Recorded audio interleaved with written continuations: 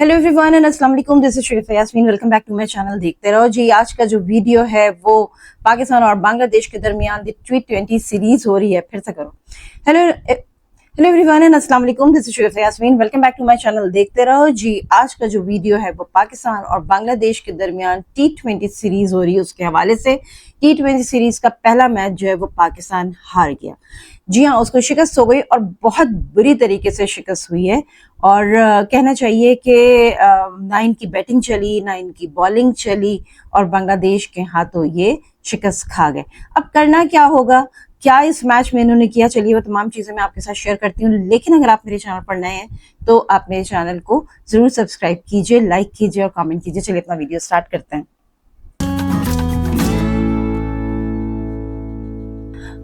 पहले आपको ये बताते चलें कि बांग्लादेश ने पाकिस्तान की जानिब से मिलने वाले 111 रन्स का 15.3 ओवर्स में महज 3 विकेटों के नुकसान पर जो है वो बासानी वो जो हदफ था वो उन्होंने हासिल कर लिया। अच्छा, इसके साथ साथ आपको मैं यहाँ पर ये भी बताऊं कि पहले बैटिंग करते हुए पाकिस्तानी टीम बांग्लादेशी बॉलर्स के सामने बिल्कुल रेत की दीवार की तरह ढेर हो गई और बड़े अफसोस की बात है। उसके अलावा पूरी टीम जो है 19.3 ओवर्स में 110 रन बनाकर पवेलियन लौट गई और सिर्फ फखर जमान थे जो 44 रन के साथ नुमाया रहे।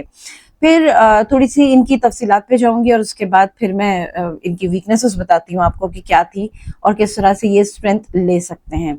चलिए जी, अब बात कर लेते हैं कि पाकिस्तान की जानिब से जो इनिंग का आगाज था फखर जमान और साइम अयूब ने किया और ये जोड़ी जो है वो ज्यादा देर तक साथ ना निभा सकी। उसके बाद साइम अयूब जो है वो 6 रन बनाकर आउट हो गए। जैसे ही ओपनरशिप टूटी उसके साथ क्या हुआ कि बाकी जितने भी प्लेयर्स आए वो एक के बाद एक जो है फौरन आउट होते चले गए। मोहम्मद हारिस सिर्फ 4 रन पे, कैप्टन सलमान अली आगा जो कैप्टन है, बेस्ट स्टूडेंट हैं, वो 3 रन बनाकर आउट हो गए। उसके अलावा हसन नवाज जो है वो कोई रन बनाए बगैर पवेलियन लौट गए। दीगर खिलाड़ियों की अगर हम बात कर लें तो मोहम्मद नवाज जो है वो 3 रन पे आउट हुए, खुशदिल शाह जो है 17, अब्बास आफरीदी 22, फहीम अशरफ 5 और सलमान मिर्जा जो है वो बगैर खाता खोले ही पवेलियन लौट गए। तो चलिए जी, ये तो हो गई इनकी सूरत हाल जो मैंने आपके साथ शेयर कर ली।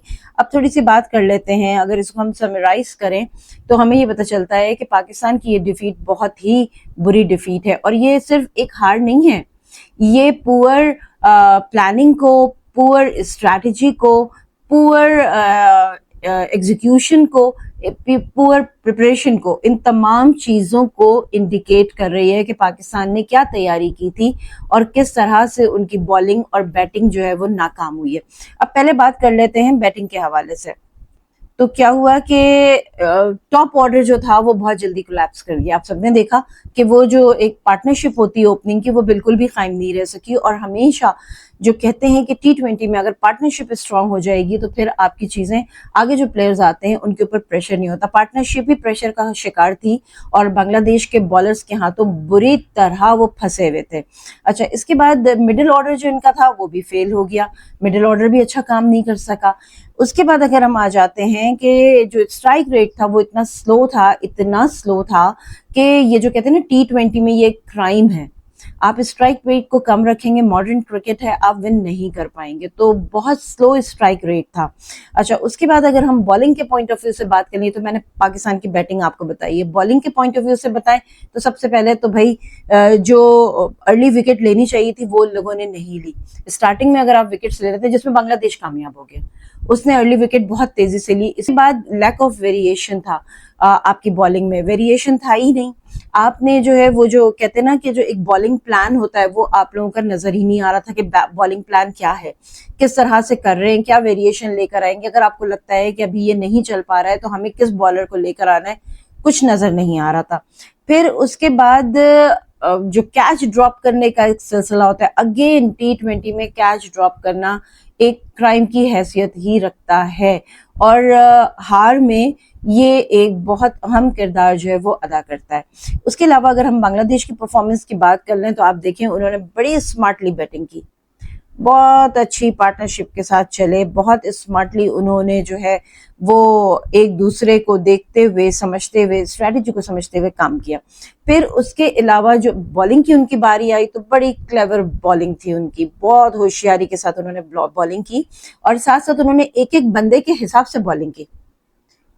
मतलब वो इतना स्टडी इनको कर चुके थे, इनको पता था इसको आउट कैसे करना है, इसको कौन सी बॉल देनी है ताकि ये जो है वो कोई ना कोई गलती करे।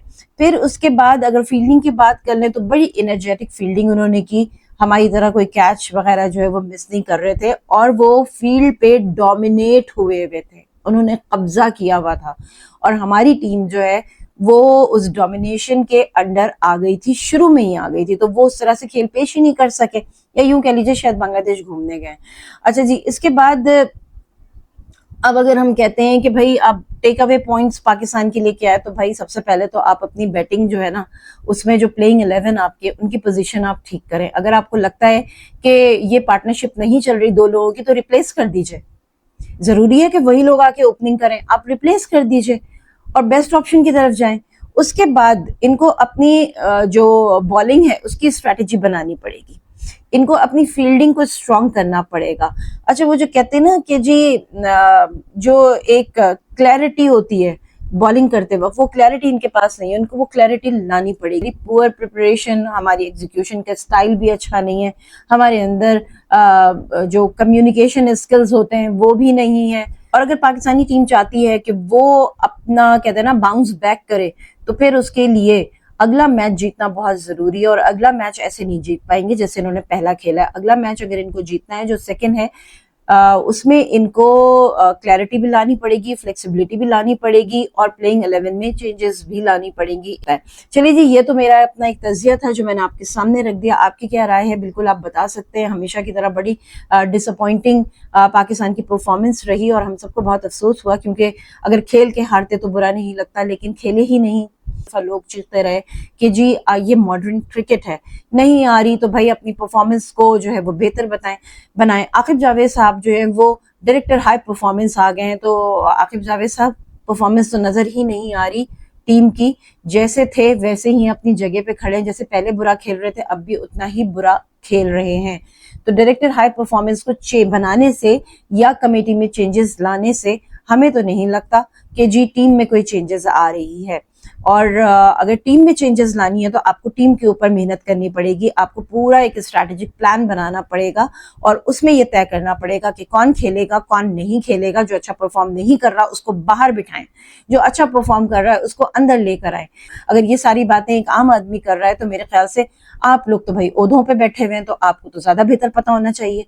चलिए जी, आज का वीडियो बस यहीं तक। इसके साथ ही शगुफ्ता यास्मीन को दीजिए इजाजत, मैं फिर हाजिर हो जाऊंगी एक नए वीडियो के साथ। अपना बहुत ख्याल रखिएगा, और हाँ, अगर आप मेरे चैनल पर नए, मेरा वीडियो अच्छा लगे तो प्लीज आप मेरे चैनल को जरूर सब्सक्राइब कीजिए, लाइक कीजिए, कमेंट कीजिए, और इसके साथ साथ मेरा फेसबुक का पेज भी है, प्रोफाइल भी, आप उसे भी ज्वाइन कर सकते हैं और फॉलो भी कर सकते हैं। और इसके साथ साथ जो है दीगर एक्टिविटीज आपको मिलेंगी, उसके साथ साथ व्हाट्सएप का चैनल है, आप चाहें तो आप उसे भी फॉलो कर सकते हैं। डिस्क्रिप्शन बॉक्स पे इन तीनों चैनल्स के मेरे लिंक्स जो हैं वो मौजूद हैं। हाँ, इंस्टाग्राम भी है, तो ये सारे जो लिंक्स हैं वो वहाँ मौजूद हैं, आप वहां से मुझे फॉलो कर सकते हैं अगर आप चाहें तो। चलिए जी, अपना बहुत ख्याल रखिएगा, देखते रहो कि देखना जरूरी है। खुदा हाफिज।